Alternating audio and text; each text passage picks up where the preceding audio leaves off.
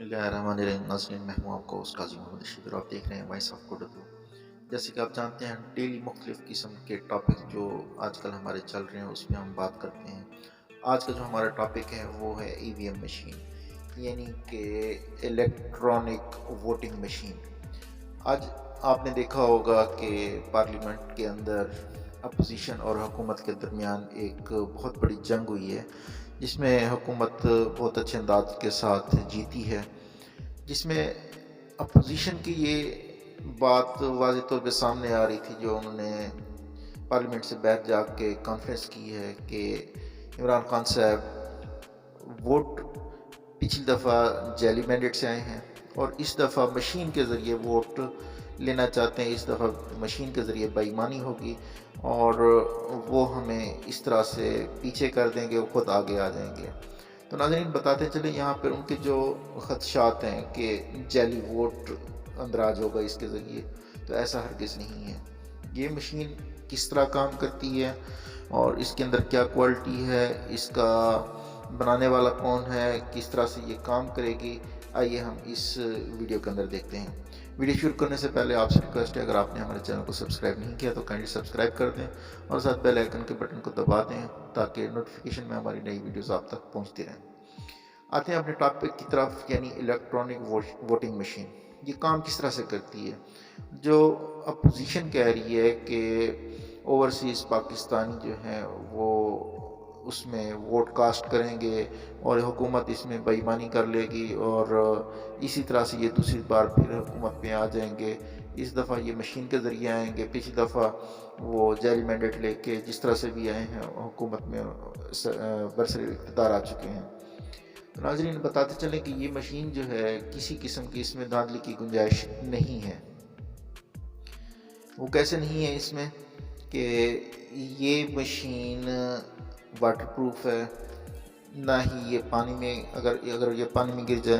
तो ये ख़राब नहीं होगी। उसके बाद अगर इसको ऊपर से नीचे फेंका जाए ये नहीं टूटेगी, अनब्रेकेबल है और ज़बरदस्त किस्म की इसके अंदर फंक्शन है। और अब ये देखें कि जो धांधली होती थी किस तरह से होती थी। पहले ये होता था कि फ़र्ज़ किया एक बंदा डबल वोट कास्ट करके, एक बंदा 4 वोट कास्ट कर किया, एक ये धांधली हो गई। एक और तरह की धांधली होती थी जिस तरह अब ये पोलिंग एजेंट पैर होते हैं और जो शख्स वोट देने आता है तो उसने बाकायदा,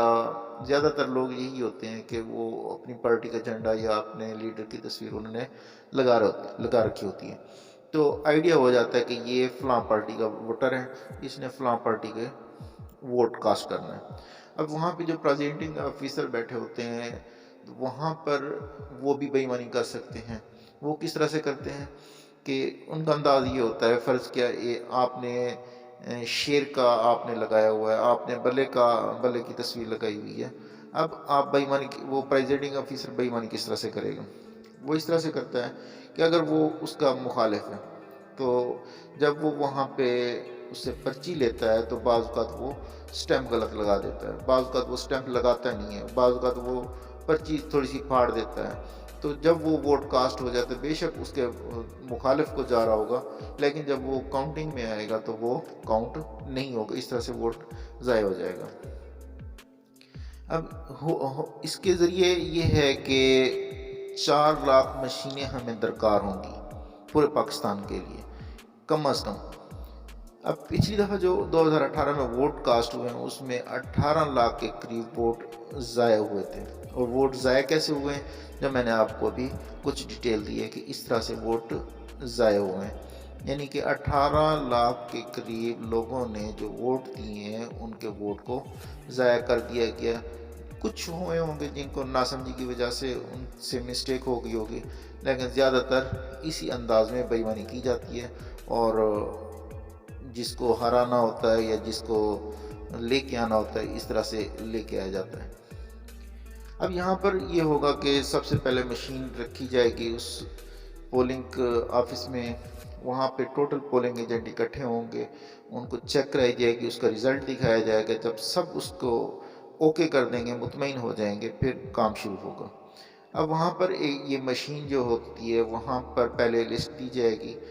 اس میں ان کے کینڈیڈیٹ کے نام جس طرح عام طور پہ ووٹ کاسٹ ہوتے ہیں ویسے ہی ہوگا،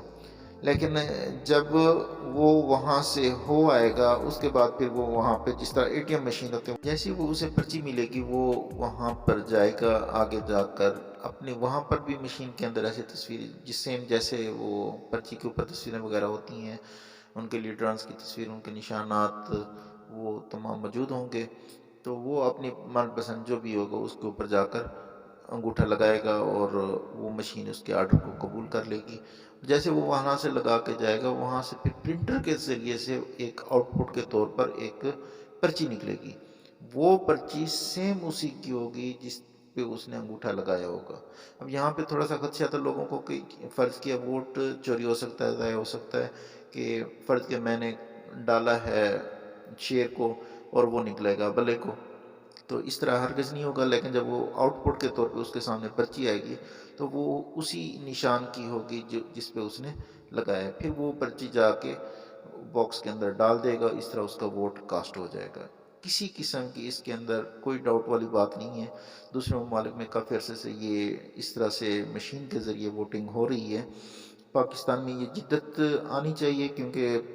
کافی عرصہ ہو گیا ہم سنتے آ رہے ہیں ایک پارٹی جیتتی ہے تو وہ کہتی ہے یہ جعلی مینڈیٹ لے کے آئے ہیں، اور دوسری پارٹی جیتتی ہے تو وہ کہتے ہیں یہ انہوں نے بے ایمانی کی ہے، تو اس طرح سے ایک دوسرے پر یہ الزامات لگتے آ رہے ہیں۔ دوسرا اس مشین کی خاصیت یہ ہوگی کہ جتنے ووٹر پولنگ اسٹیشن پہ موجود ہوں گے، جتنوں نے کاسٹ کیا ہوگا،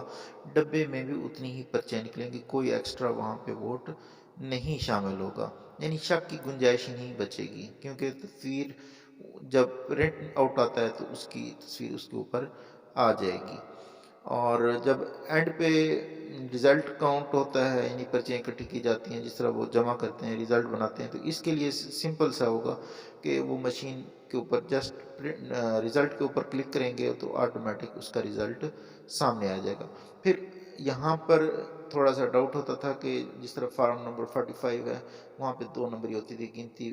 دوبارہ سے کی جاتی تھی یا گنتی میں کاؤنٹنگ میں مسئلہ ہو جاتا تھا، تو یہاں پہ بھی 45 فارم کے طور پر اس کے ریزلٹ کا جب پرنٹ آئے گا ادھر سے پرچیاں نکالی جائیں گی اور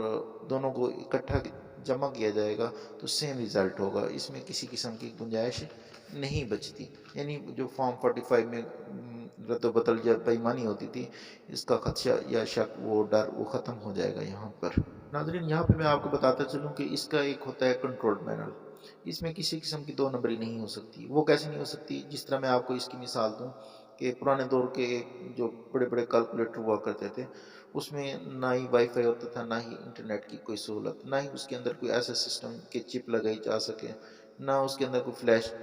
یا ڈیٹا کنورٹ کیا جا سکے، تو یہ جو پروڈکٹ ہوگی کنٹرول پینل ہوگا، یہ مشین جو ہوگی اس کے اندر کسی قسم کی کوئی چپ، کوئی